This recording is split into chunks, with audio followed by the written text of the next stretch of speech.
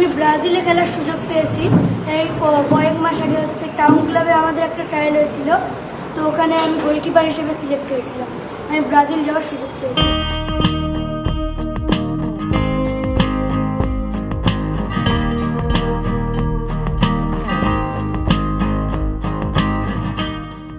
সাংসদ হওয়ার পর থেকেই নিজের লোকসভা কেন্দ্রের জন্য সর্বস্ব উজাড় করে দিয়েছেন কেন্দ্রীয় শিক্ষা প্রতিমন্ত্রী সুকান্ত মজুমদার।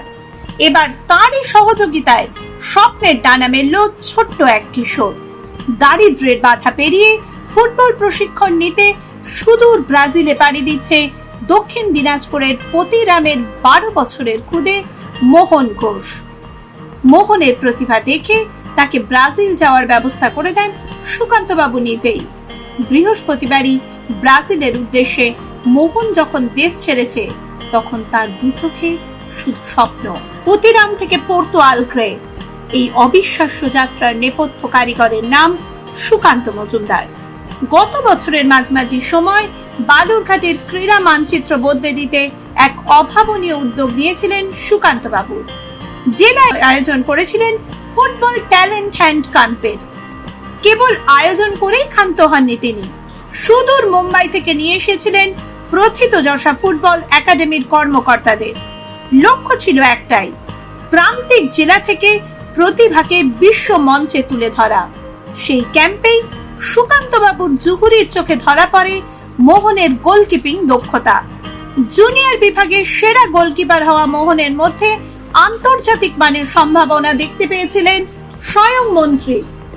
প্রতিভা চেনা থেকে তাকে গন্তব্যে পৌঁছানো সবটাই ছিল সুকান্ত মজুমদারের ব্যক্তিগত তত্ত্বাবধানে। মোহনের জন্য দ্রুত পাসপোর্ট ও ভিসা তৈরির প্রক্রিয়া যাতে মসৃণ হয়, তার জন্য আপ্রাণ চেষ্টা চালিয়েছেন তিনি। বুধবার দুপুরে রওনা হওয়ার আগে মোহন ও তার পরিবারকে নিজের বাসভবনে ডেকে পাঠান মন্ত্রী। পরম স্নেহে তাকে আশীর্বাদ করেন এবং হাতে ফুলের তোড়া দিয়ে সংবর্ধিত করেন। আজ রাতেই ব্রাজিলের একটি নামী ক্লাবের জার্সি গায়ে প্রশিক্ষণ নিতে ও টুর্নামেন্ট খেলতে রওনা হচ্ছে মোহন। সঙ্গে তার বাবা প্রতিম ঘোষ।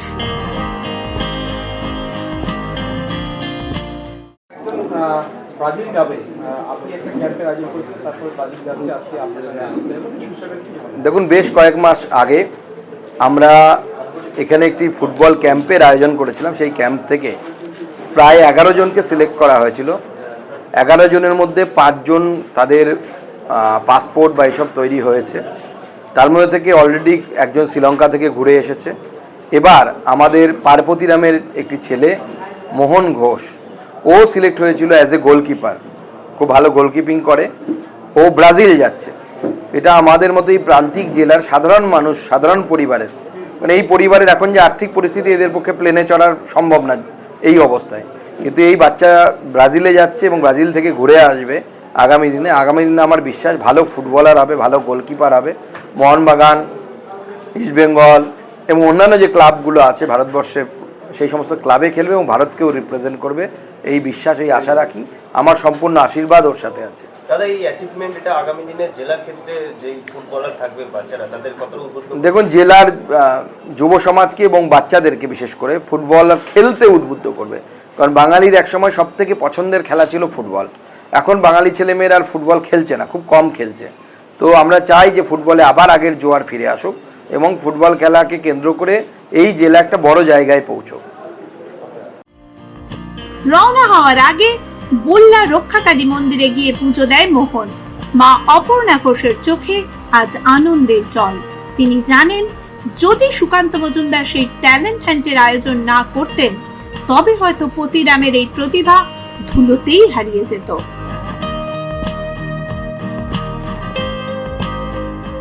হ্যাঁ, ওনার সহযোগিতায় আমরা যেতে পারছি। আমরা তো একটা সাধারণ মধ্যবিত্ত ঘরের লোক, আমরা তো পারতাম না এরকম করে বা ইয়ে করতে। উনি এত সুন্দর একটা উদ্যোগ নেয়, আমরা যেতে পারছি। আমার বাচ্চা ফুটবলের জনক বরাবরই ব্রাজিলকে বলা হয়। সেখানে আপনার ছেলে আজকে পাড়ি দিচ্ছে ব্রাজিল। হ্যাঁ, কেমন লাগছে? খুব ভালো লাগছে, খুব ভালো লাগছে। স্যার আমাদের এত সুন্দর সুযোগ করে দিচ্ছে, আমাদের এই দিনাজপুরের বাচ্চাদের জন্য এত কিছু, কি বলবো, খুব ভালো লাগছে। তুমি একটা জায়গায় সুযোগ পেয়েছো, কোথায় খেলার সুযোগ পেয়েছো? আমি ব্রাজিলে খেলার সুযোগ পেয়েছি। এই কয়েক মাস আগে হচ্ছে টাউন ক্লাবে আমাদের একটা ট্রায়াল হয়েছিল, তো ওখানে আমি গোলকিপার হিসেবে সিলেক্ট হয়েছিলাম। আমি ব্রাজিল যাওয়ার সুযোগ পেয়েছি। কবে যাবি বলো? আজকে রাত্রে হচ্ছে নাইটে হচ্ছে শিলিগুড়ি যাব, কালকে সকালে ওখানে প্লেনে করে মুম্বাই যাব, মুম্বাই থেকে ফ্লাইট করে ব্রাজিলে যাব। ব্রাজিলে কয়দিনে থাকবি ওখানটায়? ওখানটায় 10-15 দিন থাকবো। মূলত কোচিং দেবে ওখানটায়? না, ওখানে একটা টুর্নামেন্ট খেলতে যাবে। খেলা হবে ওখানটায়? ওখানে একটা টুর্নামেন্ট খেলতে যাবো। কতটা মানে ভালো লাগছে বা কি বলবি, এই যে এত দূর যাচ্ছিস একটা প্রত্যন্ত এলাকার, মানে কি বলবি? খুবই ভালো লাগছে আমার, এখানটায় খেলতে যেতে পারছি। আমি চেষ্টা করবো আরো ভালো খেলার ওখানে গিয়ে। কি নাম বল? আমার নাম মোহন ঘোষ। কোন ক্লাসে পড়িস যেন? 6, কোন স্কুল? Pratiram high school. 10-15 দিনের এই সফরে মোহন শুধু নিজের জন্য যাচ্ছে না, সে যাচ্ছে সুকান্ত মজুমদারের সেই স্বপ্নের প্রতিনিধি হয়ে, যে স্বপ্ন বাংলার ফুটবলের পুনরুত্থান চায়, যে স্বপ্ন এগিয়ে নিয়ে যেতে চায় বাঙালিকে। মাধ্যম bureau report.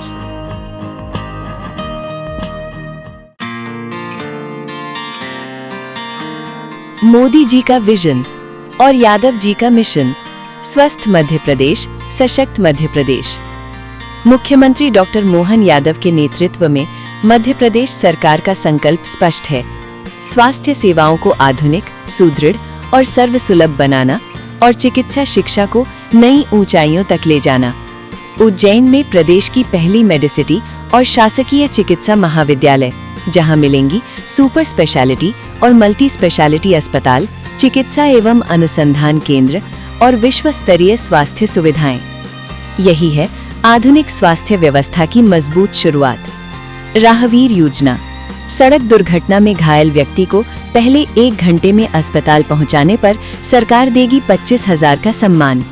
PM Shri air ambulance सेवा, दूरस्थ क्षेत्रों से गंभीर मरीजों और दुर्घटनाग्रस्तों को तत्काल एयरलिफ्ट कर जीवन रक्षक इलाज। आयुष्मान भारत योजना में अब तक 4.85 करोड़ से अधिक आयुष्मान कार्ड वितरित। देश में मध्य प्रदेश सबसे आगे। अब 70 वर्ष से अधिक आयु के बुजुर्ग भी शामिल। प्रदेश के 50 जिला चिकित्सालयों में जन औषधि केंद्र और 800 आयुष आरोग्य मंदिर प्रारंभ। प्रधानमंत्री नरेंद्र मोदी द्वारा 961 करोड़ रुपए की लागत से नीमच, मंदसौर और सिवनी में चिकित्सा महाविद्यालयों का लोकार्पण। प्रदेश में 17 शासकीय मेडिकल कॉलेज संचालित और पीपीपी मोड पर 12 नए मेडिकल कॉलेज शीघ्र। स्वास्थ्य संस्थानों में 46,499 नए पदों का सृजन। देहदान और अंगदान करने वालों का राज्य सरकार द्वारा सम्मान। हर जिला अस्पताल को एक शव वाहन। शिक्षा और स्वास्थ्य से ही समृद्ध समाज का निर्माण होता है। स्वस्थ मध्य प्रदेश, सक्षम मध्य प्रदेश।